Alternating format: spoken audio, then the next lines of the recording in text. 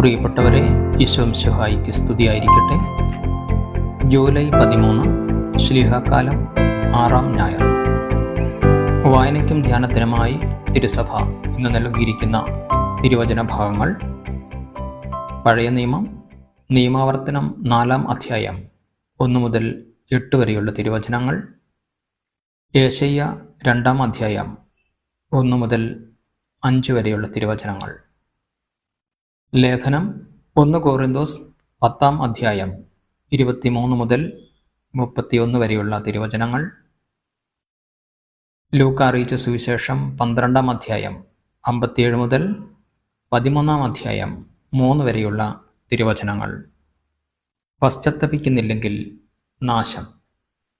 എന്തുകൊണ്ട് നിങ്ങൾ ശരിയായി വിധിക്കുന്നില്ല? നീ നിന്റെ ശത്രുവിനോടുകൂടെ അധികാരിയുടെ അടുത്തേക്ക് പോകുമ്പോൾ വഴിയിൽ വെച്ച് തന്നെ അവനുമായി രമ്യതപ്പെട്ടുകൊള്ളുക. അല്ലെങ്കിൽ അവൻ നിന്നെ ന്യായാധിപന്റെ അടുത്തേക്ക് കൊണ്ടുപോവുകയും ന്യായാധിപൻ നിന്നെ കാരാഗൃഹപാലകനെ ഏൽപ്പിക്കുകയും അവൻ നിന്നെ തടവിലാക്കുകയും ചെയ്യും.